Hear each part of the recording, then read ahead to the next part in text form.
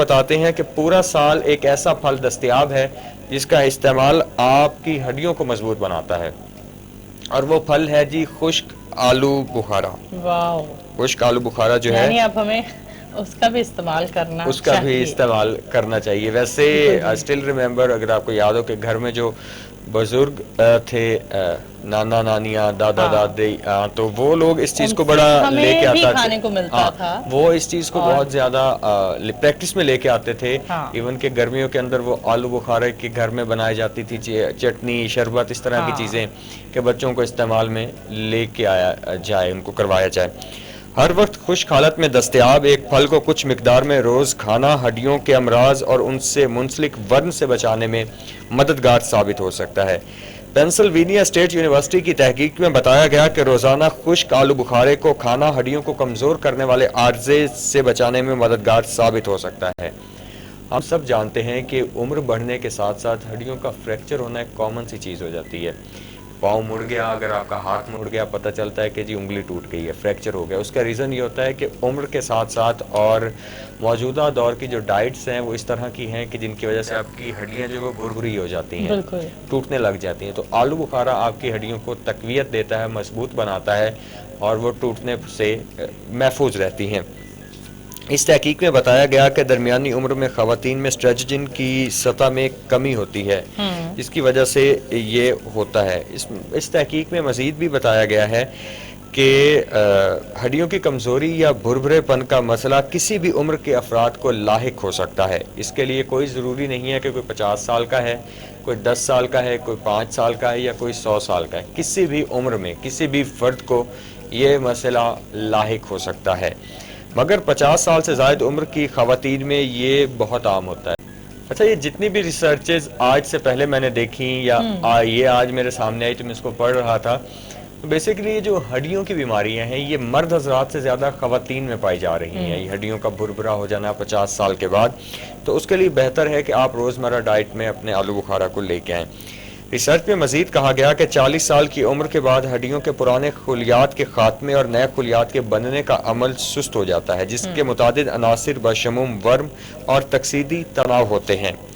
کچھ سال قبل امریکہ کی فلوریڈا اسٹیٹ یونیورسٹی نے ایک تحقیق کے مطابق خشک آلو بخارے کو ہڈیوں کے بھربھرے پن کے مرض کو ریورس کرنے میں ممکنہ طور پر مددگار ثابت ہونے کے حوالے سے بتایا تھا کہ انہوں نے کہا تھا کہ جو آلو بخارے کا استعمال ہے ہڈیوں کا جو بھربھرا پن ہے اس کو یہ کم کرتا ہے اور ایک کافی افادیت والی چیز ہے۔ بالکل، تحقیق میں بتایا گیا کہ خشک آلو بخاروں میں موجود مخصوص مرکبات ممکنہ طور پر ورم کے رد عمل کی روک تھام کے حوالے سے مؤثر ثابت ہوتے ہیں۔ ممکنہ طور پر یہ ممکن ہے کہ جو اس میں ورم ہوتے ہیں جو کمزور کرتے ہیں ہڈیوں کو، آلو بخارا ان سے لڑنے میں مددگار اور معاون ثابت ہوتا ہے۔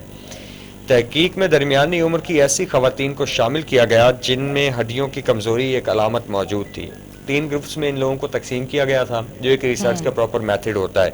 ایک گروپ کو روزانہ 6 خشک آلو بخارے، دوسرے کو روزانہ 12 خشک آلو بخارے اور تیسرے کو اس پھل سے دور رہنے کا کہا گیا تھا۔ ڈویژن اس طرح سے کی گئی کہ ایک کو نارمل ڈوز اور ایک کو ذرا ایکسٹرا اس کو ڈوز دی گئی، ڈبل کر دی گئی ڈوز، اور ایک جو سیٹ تھا آپ کے سیمپلز کا ان کو انہوں نے کچھ بھی نہیں دیا۔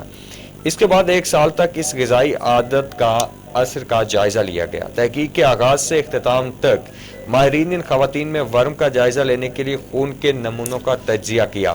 محققین نے ڈیٹا کی جانچ پڑتال کے بعد دریافت کیا کہ خشک آلو بخارا کھانے والی خواتین میں کی ورم میں کمی آئی ہے۔ انہوں نے بتایا کہ نتائج سے اندیہ ملتا ہے کہ روزانہ 6 سے 12 خشک آلو بخارے ورم کا باعث بننے والے عناصر کی سطح کو کم کرتا ہے، جس سے ہڈیوں کے مسائل سے خطرہ کم ہوتا ہے۔ تو یہ ایک ریسرچ تھی جو آپ کے ساتھ شیئر کی ہے کہ بیسیکلی آلو بخارا اب تو ویسے سیزن سٹارٹ ہونے والا ہے، تو اس سیزن میں بھی کہا جاتا ہے کہ آلو بخارے کا استعمال زیادہ سے زیادہ کرنا چاہیے، خاص کر جو آپ کے جگر کے مریض ہیں، ان کے بلڈ کی جو ایک دوبارہ کا بلڈ کا بننے کا عمل ہے اس میں بہت زیادہ معاون ثابت ہوتا ہے۔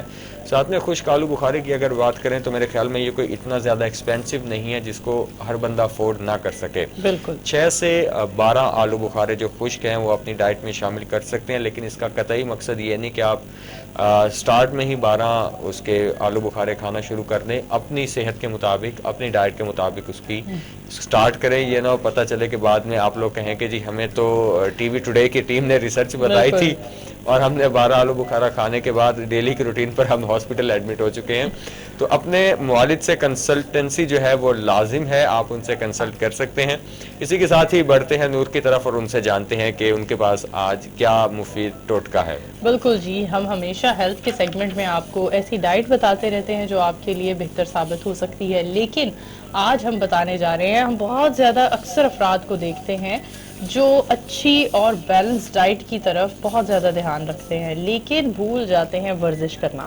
تو ہم بتانے جا رہے ہیں کہ ورزش کا آپ لوگوں کی فٹنس سے تو تعلق ہے سو ہے, ورزش کا آپ کا ڈپریشن ختم کرنا اور اداسی دور کرنے سے بھی ایک گہرا تعلق ہے.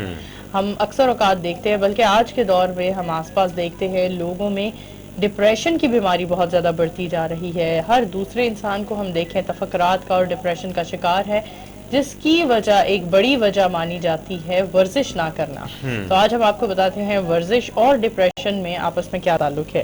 اچھا, ایک ریسرچ کی گئی ہے جس میں 30 لوگوں کو بھرتی کیا گیا, 15 کو ورزش کرنے کی تلقین دی گئی اور ان کی روٹین میں روزانہ کی بنیاد پر ایک چیز ایڈ آن کی, رننگ ایڈ آن کی گئی, سائیکلنگ ایڈ آن کی گئی, اور 15 کا جو گروپ تھا ان سے کہا گیا کہ آپ کو صرف اور صرف آرام کرنا ہے, کھانا ہے اور آرام کرنا ہے اور آپ نے سونا ہے, بس آپ نے اور کچھ نہیں کرنا. جی بالکل, ایٹ سلیپ ریپیٹ, اس طرح تو سے. اس طرح کا پیکج ہمیں بھی مل جائے نا تو بہت اچھا ہوگا ویسے.